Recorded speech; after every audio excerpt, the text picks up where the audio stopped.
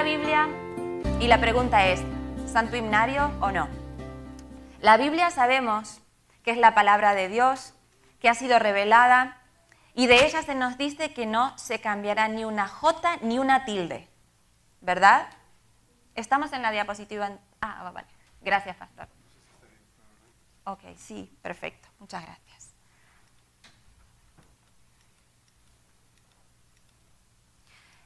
La Biblia no es algo que nosotros podamos cambiar, ¿de acuerdo? No se nos ha pedido eso, todo lo contrario. Se nos ha pedido que no la cambiemos.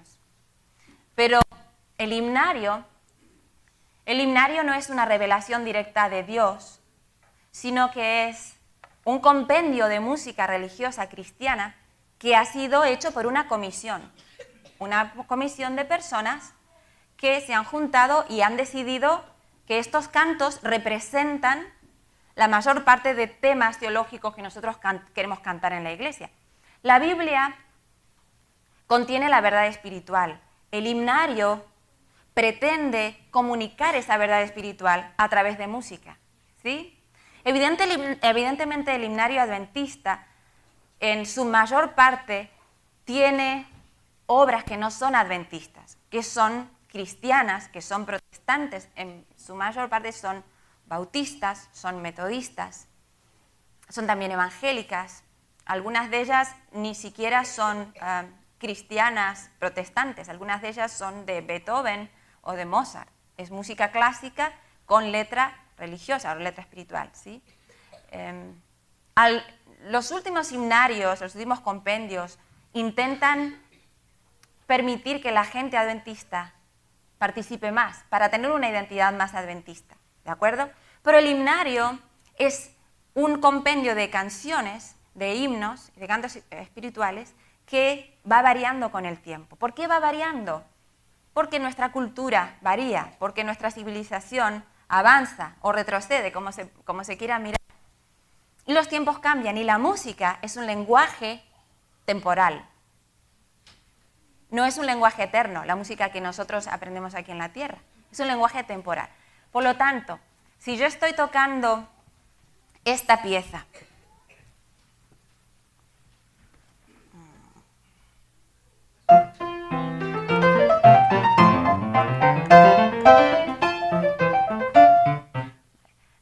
¿qué periodo de la música viene a la cabeza? ¿Qué os parece? ¿Es romántico, barroco o clásico?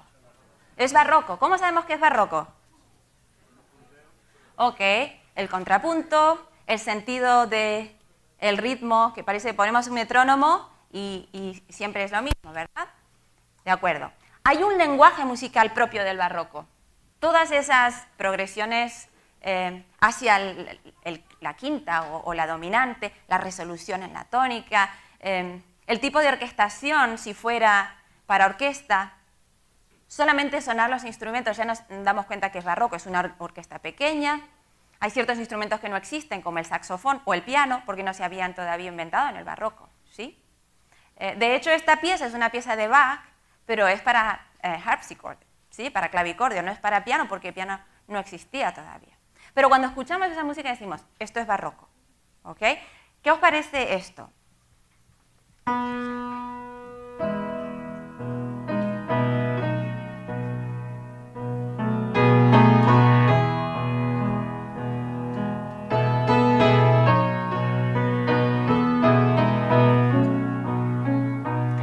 ¿Clásico, romántico o barroco? Romántico. ¿Cómo sabemos que es romántico? Expresión de los sentimientos. El tiempo no es tan rígido como antes, es mucho más flexible, el famoso rubato del romántico, ¿sí? La melodía por encima del acompañamiento. Y suena a música de piano, porque el piano ya existía. Todas estas claves nos dan la idea de que esta música pertenece a un momento en la historia del arte o de la música. Ahora, podríamos seguir así. Cuando tocamos un himno del himnario, ese lenguaje musical también pertenece a una época en concreto. Entonces, si tocamos...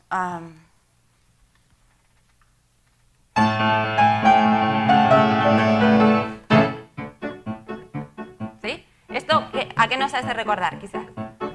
Una marcha puede ser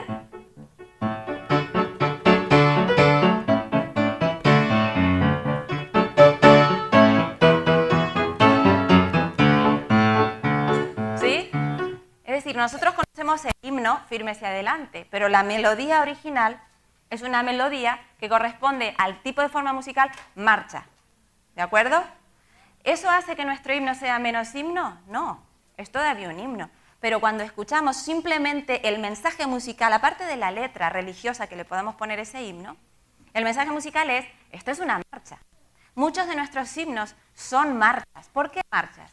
Porque nuestros pioneros cristianos del siglo XIX, ¿sí? Tenían una cultura, Salvation Army, ¿verdad? Una cultura en la que las marchas era una forma musical muy importante y estaba asociada al cristianismo triunfante, ¿sí? Entonces, ¿es bueno ese himno? ¿Es bueno que lo cantemos? Es una tradición nuestra, es importante. Pero para lo que, en mi entender, si solo vamos al lenguaje musical, suena a marcha, para nuestros hijos de 12, 10 años, esa marcha no es una forma musical a los que ellos estén familiarizados, ¿de acuerdo? Porque ellos han crecido en una cultura que es diferente, la cultura del iPod y iPad, donde si no te gusta algo simplemente lo sacas de tu biblioteca musical y pones otra cosa.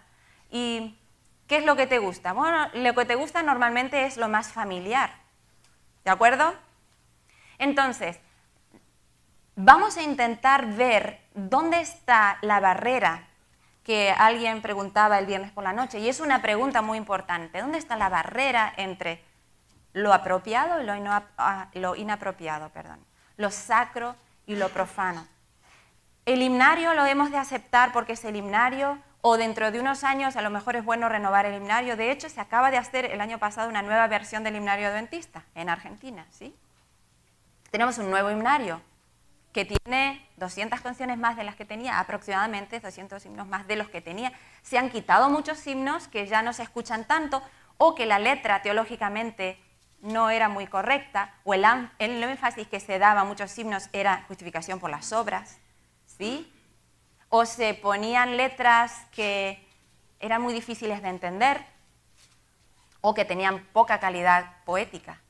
Es decir, que el himnario es algo que cada cierto tiempo es saludable que se renueve, ¿de acuerdo?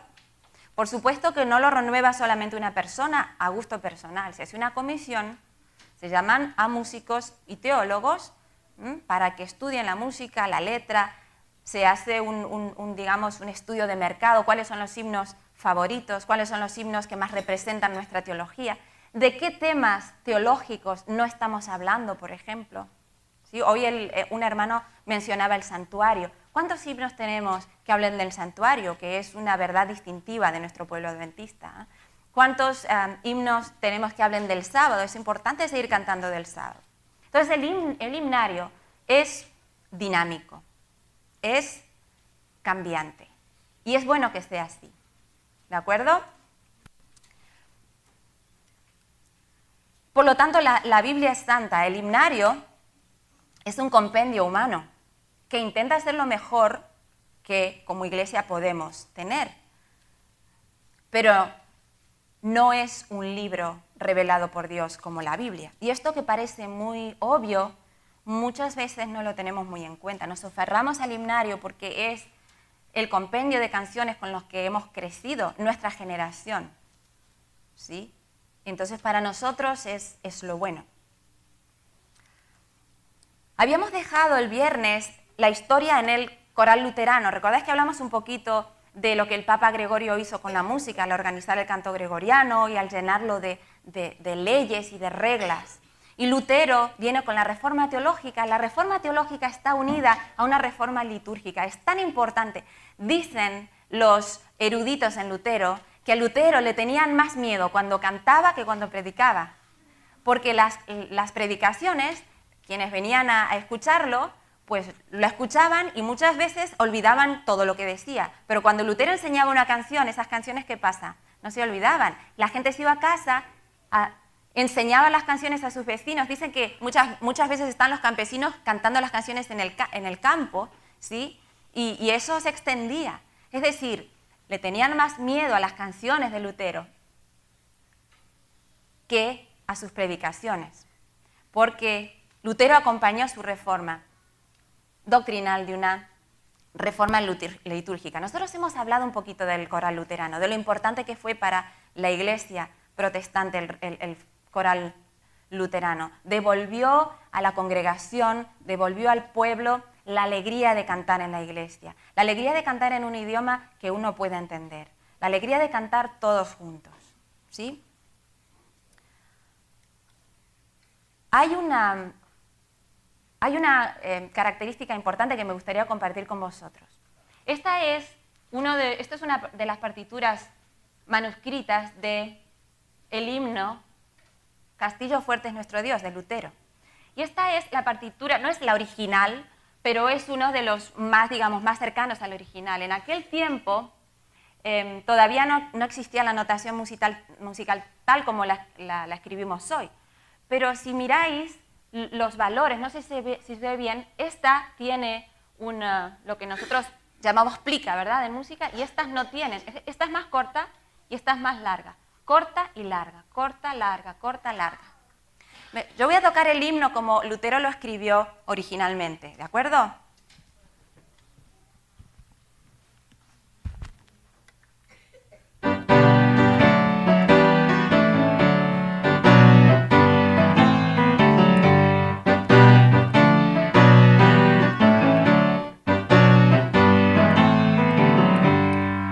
¿Vale? Esa es la estrofa. Si vosotros pensáis en el himno tal y como lo conocemos hoy, ¿sí?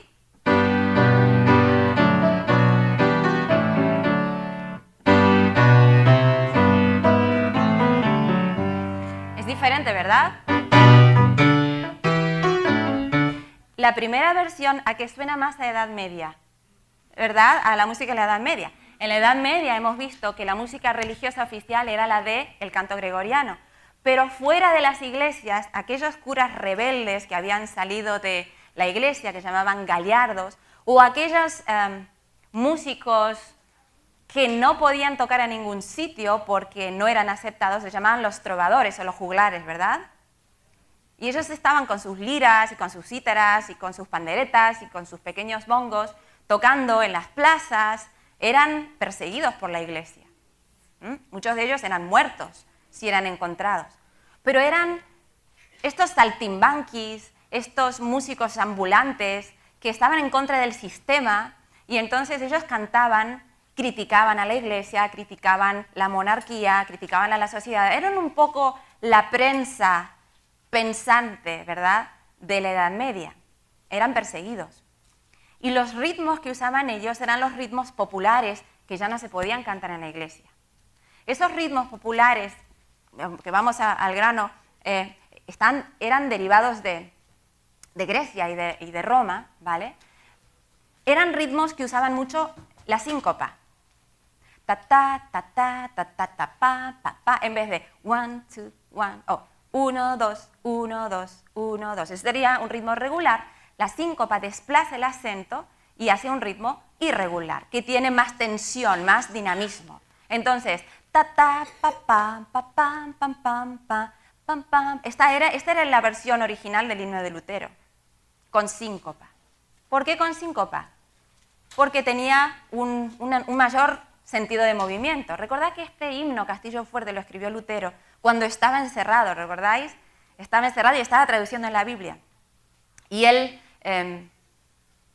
quería, desde su encierro, quería transmitir ese sentimiento de la música religiosa y la Biblia es para el pueblo de Dios, ¿sí?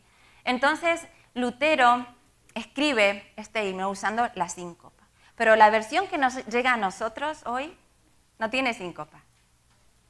No tiene síncopa. Tiene ritmo regular. Hemos tomado la melodía, le hemos quitado la síncopa, no nosotros, pero alguien lo ha hecho, se ha quitado la síncopa y ahora nos ha llegado el ritmo regular. ¿Por qué el ritmo regular?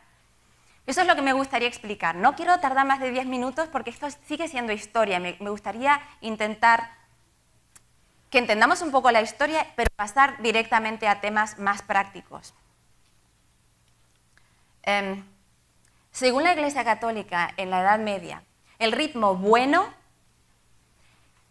tendría una medida de 3 valores. Y no podemos decir que esto fue durante toda la Edad Media. Durante cierto periodo de la Edad Media fue así, ¿de acuerdo? 3 valores. ¿Por qué? Porque se asociaba a la Trinidad. ¿Recordáis que hablamos de eso? La Trinidad son 3, entonces el ritmo tiene que estar medido en 3.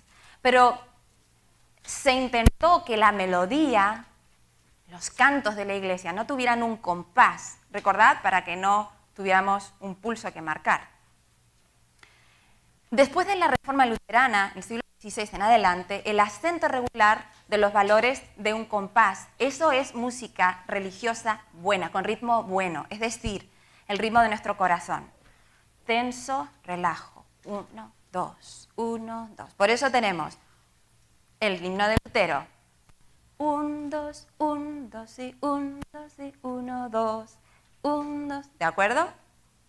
Porque es un ritmo regular. Eso decíamos, digamos, en estos siglos, siglo XVI al XVIII, XIX, la música religiosa buena es la música que tiene un ritmo regular. La pregunta es, ¿el ritmo es bueno o es malo? El ritmo es la ordenación del tiempo en el sonido. Y no lo podemos culpar a una corchea o a una blanca o a un silencio de negra de ser bueno o malo moralmente. No tiene una calidad moral, ¿sí? Es simplemente un atributo de la música que no podemos decir que sea bueno o malo. El uso que hagamos del ritmo puede ser mejor o peor, puede ser más apropiado o menos apropiado. Pero nosotros como seres humanos tenemos un ritmo incorporado, ¿sí? ¿Cuál era el ritmo malo entonces? Pues el ritmo que no fuera de 3, 2, 4 o valores sincopados. Es decir, cambiar el ritmo natural, 1, 2, 1, 2 y hacer 1, 2, 3, 4. Esto era malo. No era permitido en la música religiosa. ¿De acuerdo? Lutero lo intentó cambiar. Lo logró cambiar mientras estuvo vivo. Cuando murió Lutero, los mismos protestantes volvieron a ciertas normas de la música católica, religiosa, con la que Lutero discrepó. ¿Cómo era la melodía? Buena. Para hacer una música religiosa buena, ¿cómo tenía que ser la melodía? La melodía tenía que ser notas conjuntas, es decir, una al lado de la otra.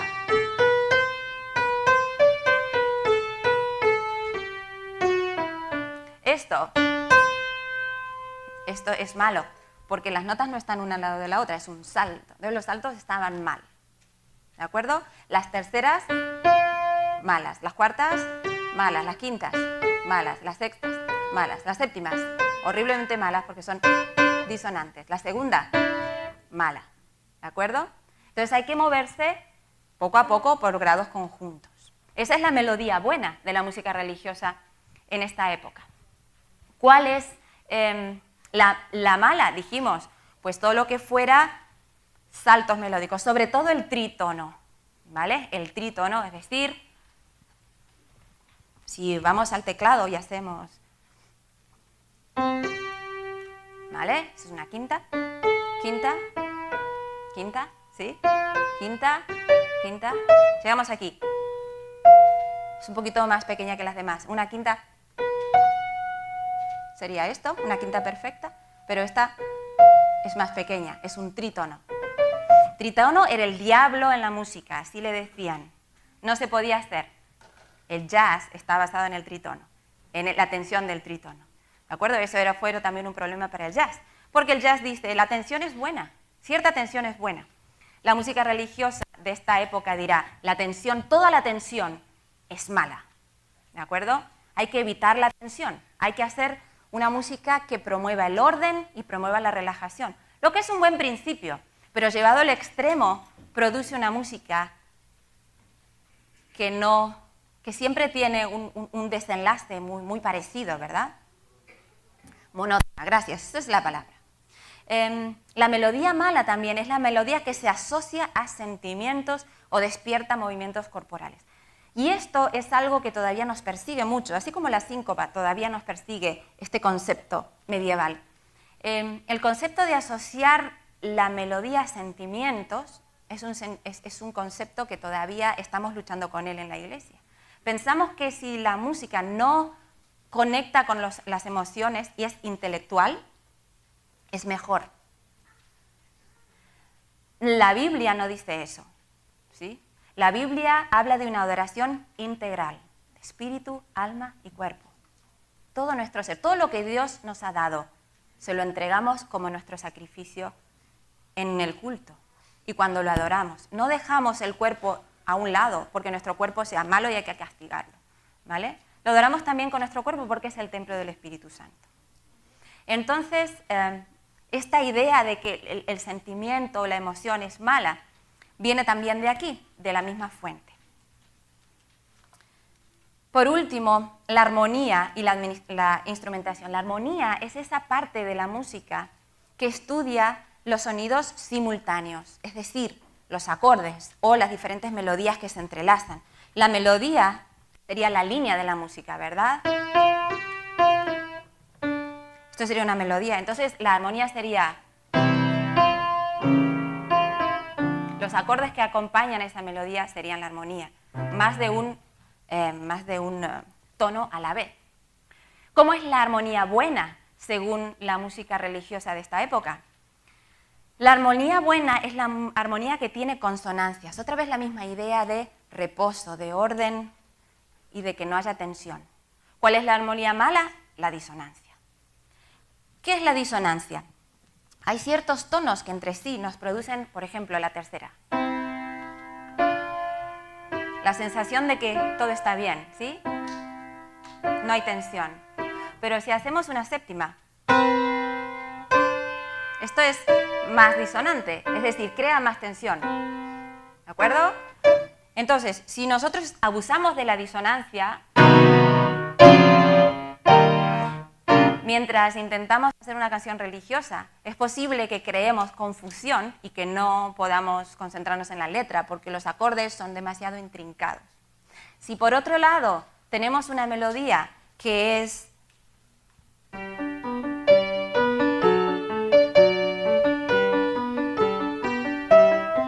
tan fácil que todo el tiempo suena resuelta, pues nos va a sonar a Mozart, ¿verdad? Y no hay nada de malo con eso, excepto que es el siglo XIX y estamos en el XXI. Y la armonía que hoy escuchamos es una armonía que tiene un poquito más de disonancia. Por ejemplo, si tenemos, volviendo a un himno,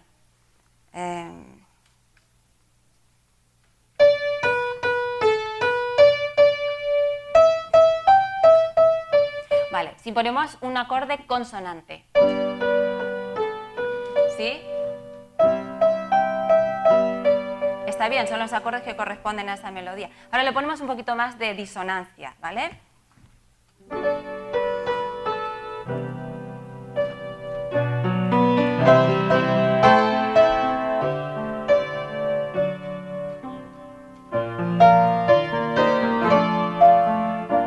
Entonces, esos serían acordes que tienen un poquito más de disonancia, usan un poco más de, digamos, lo que se dice en inglés, unpredictability, ¿sí?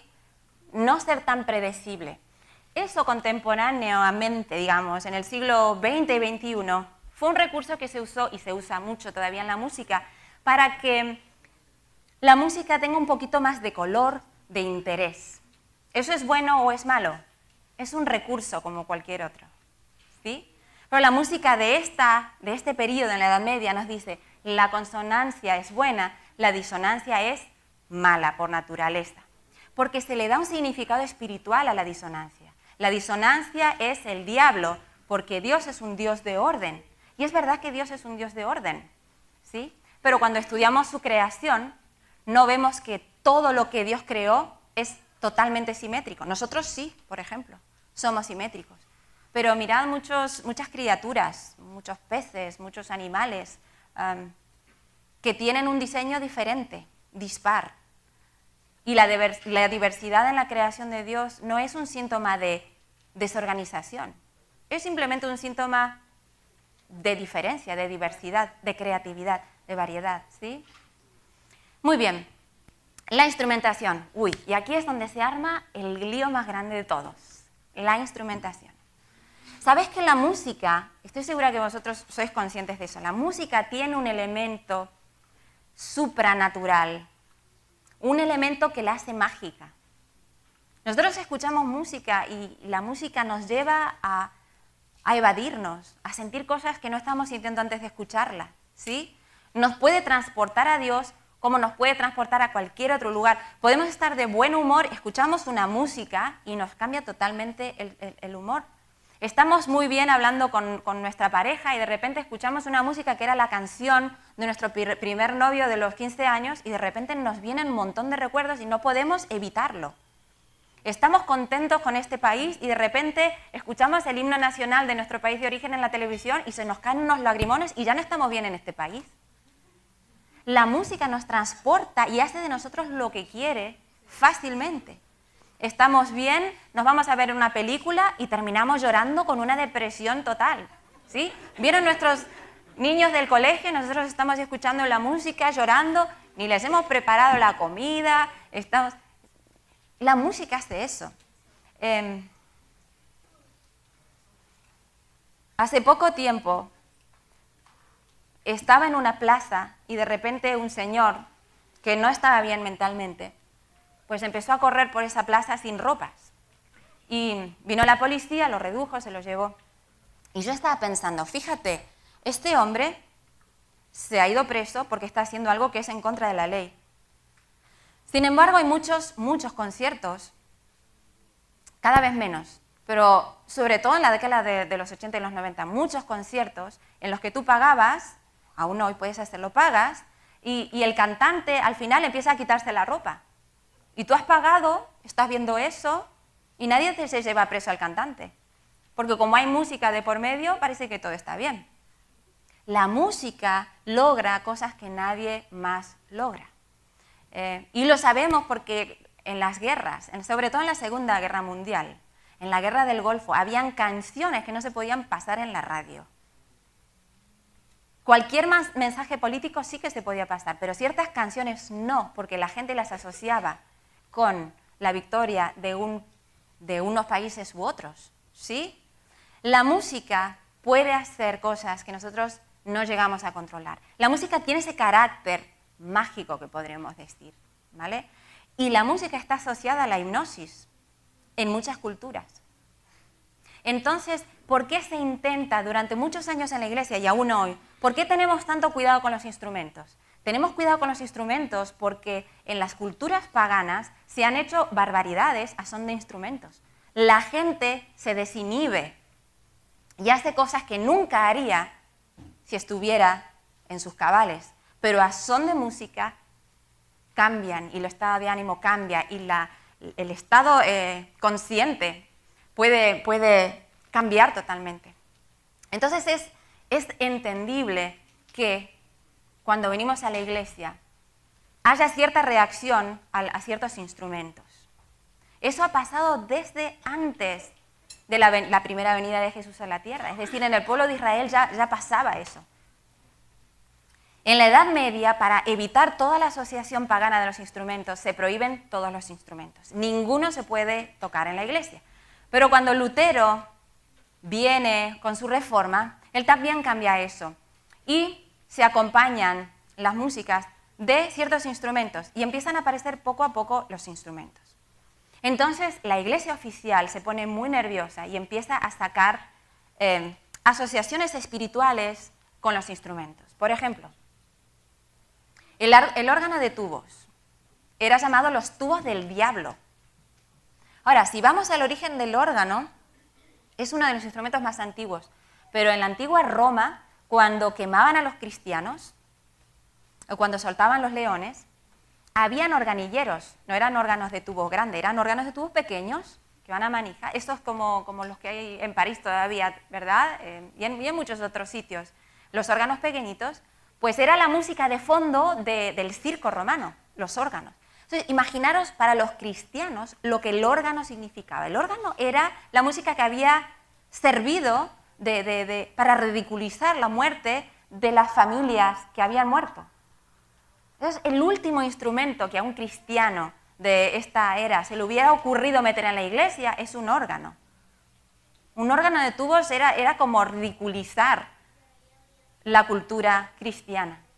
Sin embargo, fijaros hoy, en el siglo XXI, el órgano de tubos todavía sigue siendo el órgano preferido de muchas iglesias. El instrumento, perdón, preferido. Es el rey de los instrumentos en muchas iglesias. Yo toco el órgano, me encanta. Es un instrumento, es el rey de los instrumentos. Puedes hacer toda la orquesta con el órgano. Es realmente precioso. Pero cuando vas a la historia del órgano, entiendes por qué en muchas iglesias hubo una resistencia tan grande. ¿Qué pasa? Que yo cuando toco el órgano, el órgano de tubos es un instrumento que me eleva a Dios, sinceramente. Me encanta ir a la iglesia cuando está vacía y tocar obras de Bach.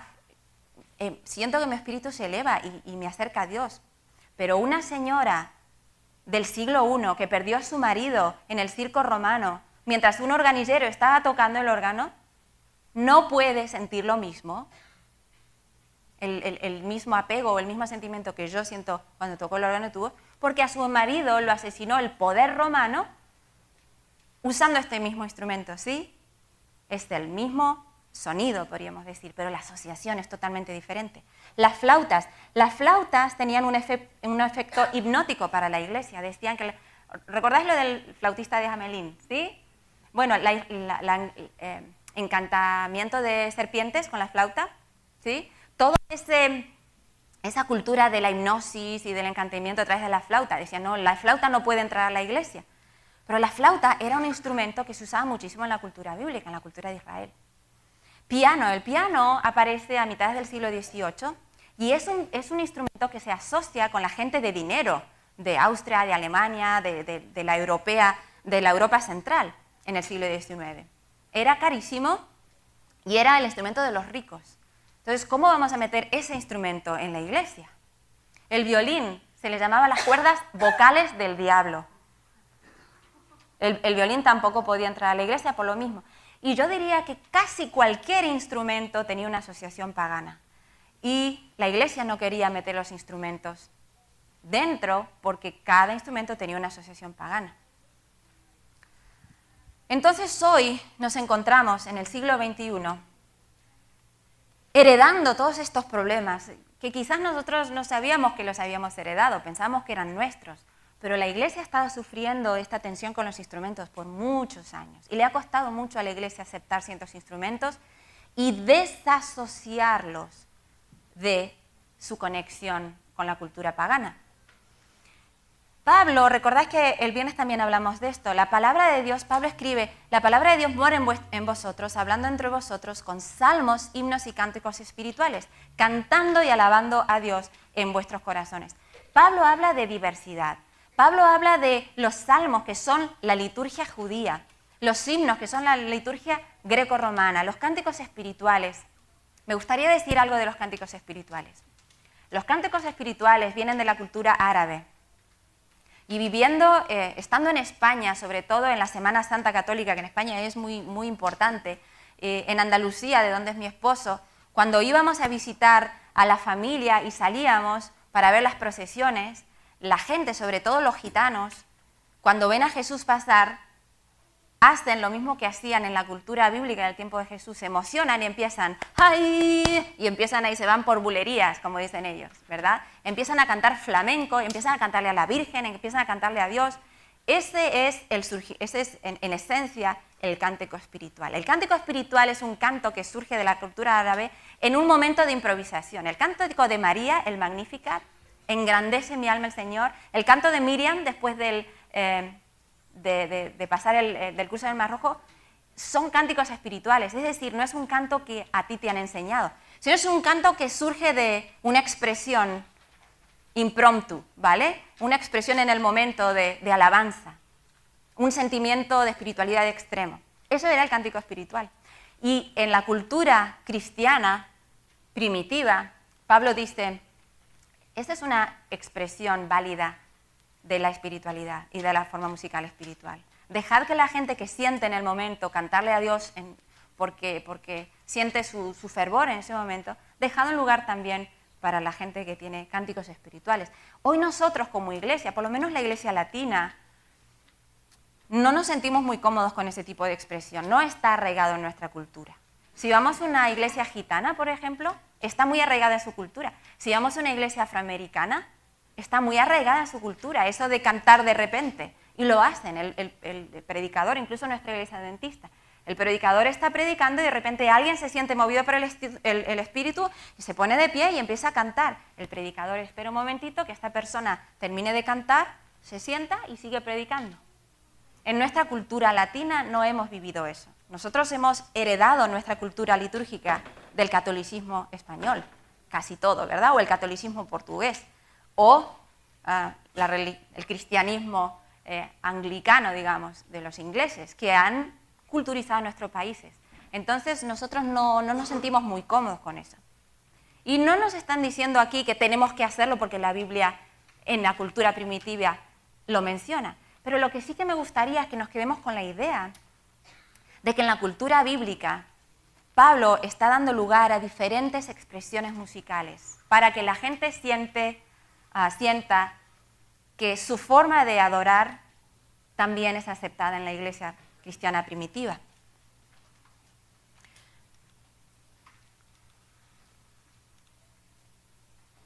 Quisiera hablar un momento de la generación Mi. ¿Por qué? Muchos de nosotros pertenecemos a la generación X o a la generación Y, se habla mucho de los baby boomers, ¿ya? Baby boomers. Hoy por hoy se habla de la Generation Me, la nueva generación. ¿Por qué Generation Me? Porque todo es I. So, iPad, iTouch, iTunes, todo es I. Y todo está basado en mi gusto, en el consumidor. Entonces, si a mí me gusta esa canción, yo la tengo en mi iPod. Si no me gusta, la quito para siempre de mi canon particular. Todo gira en torno a mí. ¿Cómo es la generación Mi? Son consumistas selectivos. ¿Sí? Ellos seleccionan lo que quieren escuchar. Es la generación más tolerante de la historia. Eso tiene dos caras, ¿verdad? Por un lado, qué bueno tener jóvenes tolerantes que puedan encontrar gente musulmana, gente que es cristiana, pero no de nuestra denominación, gente católica, gente de otras religiones, y llegar a ellos, porque no tienen esa barrera que nuestra generación, por ejemplo, tiene. Pero qué cuidadosos tenemos que ser, porque si es la generación del posmodernismo, donde todo vale y todo es relativo, entonces ser tolerante no quiere decir que todo vale cuando se trata de nuestros principios cristianos, ¿verdad? Es un arma de doble filo. Ojalá nosotros sepamos llegar a esta generación Mi. Entre el 10 y el 20% de los adolescentes a nivel mundial tiene algún problema de salud mental, según la Organización Mundial de la Salud. Y aquí en Estados Unidos, la depresión es una enfermedad que afecta a 21 millones de niños y adolescentes. Es la mayor causa de los 30.000 suicidios que se producen cada año en el país. Estamos intentando hacer un estudio de mercado. Yo os he dicho al principio todo lo que hemos heredado de la iglesia cristiana primitiva, de la iglesia cristiana protestante que salió de la iglesia católica y que ha evolucionado en 4 o 5 siglos, pero que aún tiene muchos síntomas de aquella represión de la Edad Media, más de la que imaginamos. Pero ahora estamos en el siglo XXI. Me gustaría decir esto. Estamos en el siglo XXI, nos guste o no. El cambio ya está aquí, nos guste o no. ¿Podemos ser parte del cambio? Podemos canalizar, podemos apoyar a nuestros jóvenes, podemos mostrarles la palabra de Dios. Podemos hacerles entender que todo lo que hacemos es para la gloria de Dios. Y me gustaría hacer una aclaración. Vino un hermano ahora cuando estábamos por empezar esta charla y me dijo: esta mañana dijiste algo que me preocupó. Dijiste que no importa cómo los jóvenes vengan vestidos, o no importa el tipo de música que escuchen, tenemos que aceptarlos. Yo siento si alguien ha interpretado así mis palabras. Yo lo que creo que dije es: no juzguemos a los jóvenes por la manera en que vienen vestidos. Y no seamos una piedra de tropiezo para ellos porque no nos gusta la ropa que traen o el estilo de música que tienen. Seamos parte del cambio, canalicemos, amemos a ese joven, hablemos con él con amor, si lo conocemos. Si no lo conocemos, Pues a lo mejor conocemos a su padre, a su madre, a un amigo que puede ayudarnos. Lo que quise decir es, no es que cada uno se puede vestir como quiera y ahora todo el mundo hace lo que quiere. No soy yo la que puede decir eso. Abremos la Biblia y veamos que la Biblia dice que todo lo que hacemos, si coméis o bebéis o hacéis cualquier otra cosa, que sea para la gloria de Dios. Y la manera en que vestimos es una manera también de glorificar a Dios. La gloria de Dios en la Biblia es el carácter de Dios, ¿sí? Y se supone que nosotros cuando venimos, sobre todo cuando venimos a adorar a Dios, no queremos que nadie se distraiga por la manera en que nosotros estamos vestidos. Es una parte de la adoración. A veces caemos, y voy a ser muy clara, a veces caemos en el legalismo. Yo, por ejemplo, cuando toco el órgano, necesito ponerme pantalones porque si no, no puedo ver los pedales. ¿Sí? Entonces, intento ser lo más discreta posible. Pero hay hermanos en mi iglesia que se ofenden si alguien usa pantalones, una mujer usa pantalones. Y yo le explico a mis hermanos, ¿no? Normalmente voy a usar falda, no quiero ser piedra de tropiezo, pero cuando voy a tocar el órgano es que necesito usar pantalones. Se trata de la funcionalidad de la vestimenta también. En la hermana White habló mucho de eso. Cuando se usaban aquellas faldas que tocaban el suelo, ella decía, no os pongáis esa falda. Pero no era por otra razón de que era falta de higiene, ¿verdad? Aquello se sonaba mira, la funcionalidad. Entonces, no hagamos del vestido un mandamiento más y no hagamos del vestido, sobre todo, una barrera entre los jóvenes y nosotros. Hablemos con amor, pero evidentemente todo tiene su lugar en la iglesia, ¿sí? Entonces, Generation Me, la nueva generación, ellos se visten de una manera diferente a nosotros. Y no podemos evitarlo. Mi hija me dice, mamá, pareces una monja. Le digo, no me he visto como una monja. Me dice, sí, te vistes como una monja. Siempre vas de negro, largo y tal. Digo, bueno, me gusta vestirme así. Pero cuando vamos a comprar ropa, siempre es... Vosotras las madres y los padres sabéis de lo que estamos hablando, ¿verdad? Siempre es, ¿de verdad que quieres comprarte eso? Sí. Mamá, ¿y tú de verdad que te vas a comprar eso? Sí. ¿Ah? Y hay que tener cierta flexibilidad. Pero si nos ponemos en plan fariseo, no, esto no, y tal, es posible que no nos escuchen.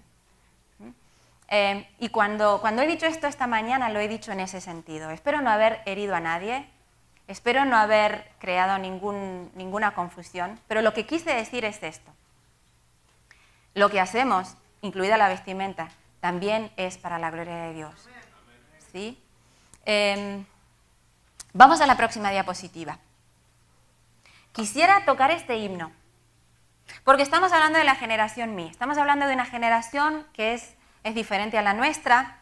Este himno, gracias a Dios, y lo digo de verdad, sin ningún problema, ya no está en el himnario, en el nuevo himnario. Quisiera que analizáramos primero la letra de este himno, ¿de acuerdo?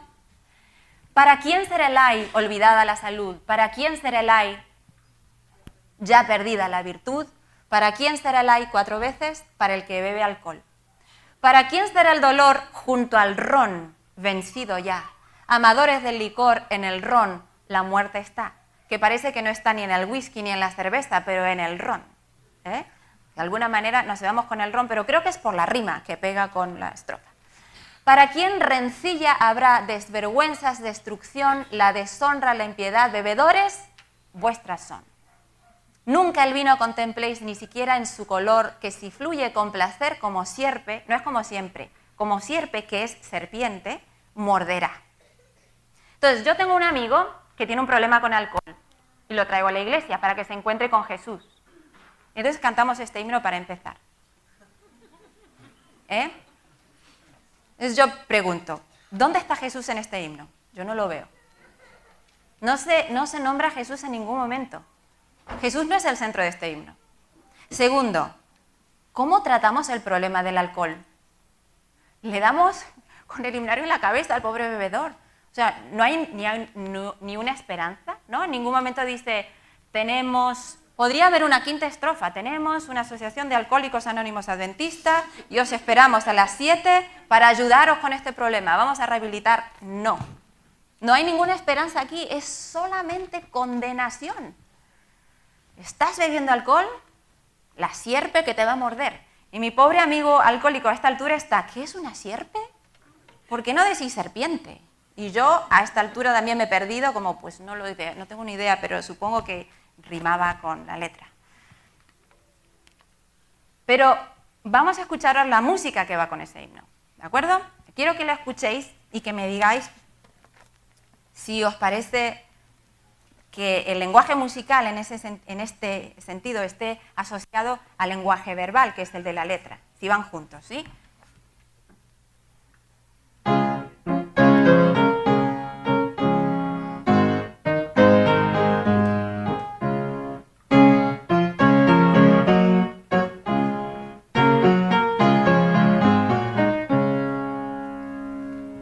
A mí me parece una canción feliz, ¿sí?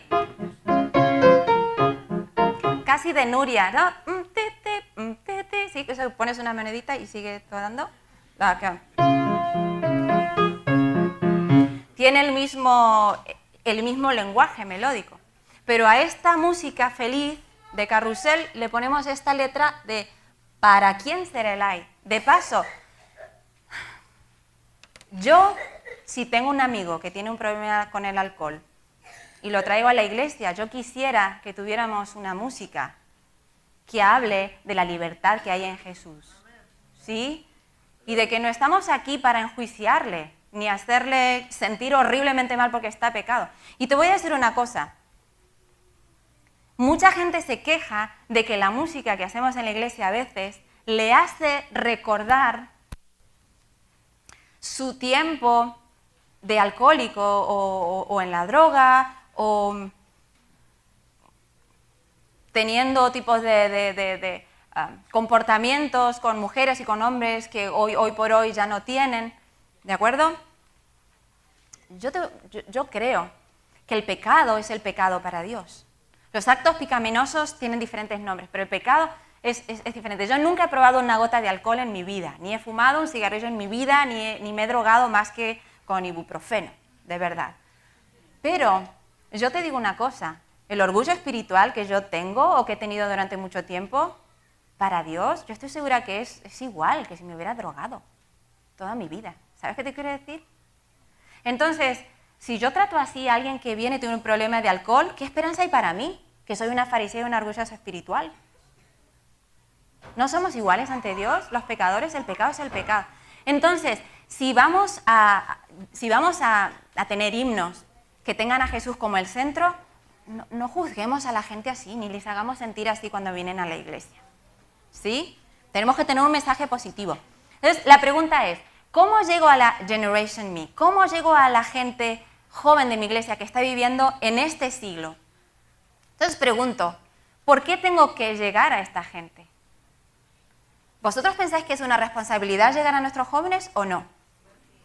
Es una responsabilidad. Nosotros somos los adultos de la iglesia, tenemos que llegar a ellos.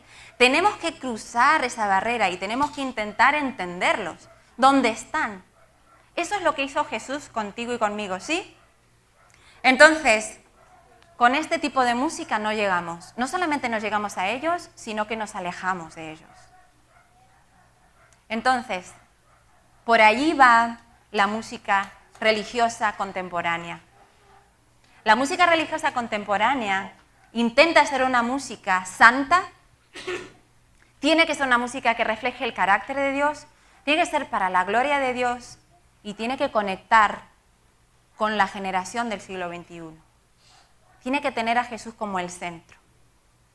Los instrumentos, bueno, la iglesia ha tenido una amarga experiencia con los instrumentos y hemos llegado a la conclusión de que el instrumento en sí no es el problema. No es el problema si es una guitarra o un piano, porque un piano tiene las cuerdas que tiene la guitarra solamente que dentro y no se ven. Y la percusión es percusión, pero es que el piano también tiene percusión, porque el martillito que está dentro golpea la cuerda. Entonces el piano es un instrumento de cuerda percutida. ¿Sí? El piano es bueno, la guitarra es mala. ¿Pero por qué la guitarra es mala? Pobre guitarra, no tiene la culpa de nada. Segundo, si vamos a la Biblia, no se nombra el piano en la Biblia, pero que sí se nombra la cítara y la lira, que es lo mismo que la guitarra. ¿Por qué la guitarra es menos instrumento litúrgico que el piano? No tengo ni idea, no lo sé, cómo hemos llegado a este punto. Lo que sí sé es que o sea, si yo no tengo presupuesto, ojalá en mi pequeña iglesia tuviéramos un presupuesto para comprar un piano tan hermoso como este. Pero como no lo tenemos, tenemos un piano eléctrico. Y a mí no me gusta tocar en el piano eléctrico, pero bueno, no hay dinero para más, toco en el piano eléctrico. Pregunto, ¿el piano eléctrico es menos instrumento litúrgico porque tiene un enchufe? No. ¿Verdad que no? Pero la guitarra eléctrica es menos instrumento litúrgico que la guitarra clásica porque tiene un enchufe. Ahí tenemos que pensar. ¿Sí? Entonces hemos hecho una cultura de los instrumentos en los que unos son demonizados, como la flauta en la Edad Media. La flauta es la garganta del diablo, ¿vale? Porque los romanos usaban la flauta, tal. Entonces tú me puedes decir, bueno, pero la guitarra eléctrica la usaban los rockeros degenerados de los 60. Es verdad, pero hoy por hoy te puedes ir a la Carnegie Hall, ¿ok? Y puedes escuchar un concierto de música clásica contemporánea para guitarra eléctrica y orquesta, que los hay. La guitarra eléctrica ya ha sido abrazada por la comunidad de instrumentos sinfónicos. Entonces, no nos quedemos en 1960. Tenemos que evolucionar y tenemos que intentar entender que nuestros jóvenes, cuando ven una guitarra eléctrica, no la asocian, no tienen la misma asociación que tú tienes porque viviste en los 60 y Flower Power, ¿ok? Ellos no han vivido eso y la guitarra eléctrica para ellos es tanto un comercial de televisión como una película cristiana que han visto, que tenía guitarra eléctrica en la banda sonora, como su grupo de música contemporánea favorito. Todo tiene guitarra eléctrica y no se plantean, uy, la guitarra eléctrica está asociada a la droga. No tiene la misma asociación. Entonces tú me dices, sí, pero es que para mí tiene esa asociación. Y nunca voy a poder superar esa asociación. Y yo te digo, todo lo puedo en Cristo que me fortalece. Es difícil para mí romper la asociación de la guitarra eléctrica, pues puede ser difícil. Pero ¿sabes lo que dice Jesús? Dice que tenemos una responsabilidad frente a nuestros hermanos pequeños. Y si somos una piedra de tropiezo frente a nuestros hermanos pequeños, estamos en contra de las joyas, ¿verdad? Pero ahí nos vamos a poner una joya que es una piedra de molino muy grande aquí al cuello, abajo del mar. Eso es lo que nos dice que vamos a vivir si somos piedra de tropiezo para nuestros hermanos pequeños. ¿Sí? Y yo sé que Jesús está usando una metáfora, yo sé que Él no nos va a ahogar si hacemos eso, es una manera de hablar, ¿verdad? Pero Él habla de la seriedad que tiene hacer que nuestros hermanos pequeños que están intentando encontrar a Jesús en nuestro medio tengan que cargar con las asociaciones de cuando yo era joven. No es justo para ellos. Ellos están intentando conectar con el Dios que han encontrado en este siglo porque han nacido en este siglo. Y es un siglo difícil, hermanos. Es un siglo difícil donde el bien y el mal están juntados y donde hay mucha mentira y engaño. Y es difícil, pero es un desafío que tenemos que vivir juntos en la iglesia.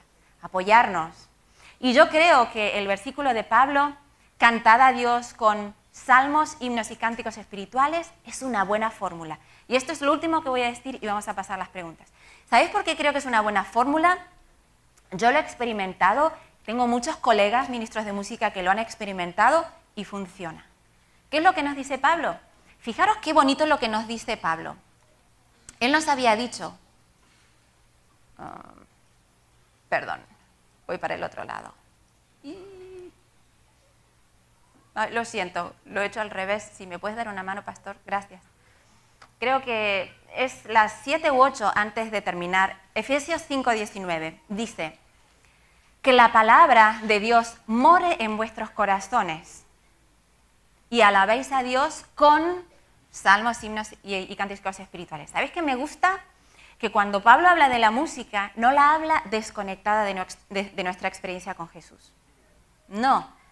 Que la palabra de Dios mora en nuestros corazones. Y una vez que la palabra de Dios mora, está interiorizada, la hemos comido, digerido, es parte de nosotros, entonces podemos, gracias, muchas gracias, muy amable, podemos hablar entre nosotros con salmos, himnos y cánticos espirituales. La experiencia de la adoración no viene sola. De repente, no tengo amor para dar a mi iglesia, siempre estoy criticando a todos, me llevo mal con mis hijos y con mi mujer, hablo mal del pastor y vengo a la iglesia y canto un canto. Eso no funciona.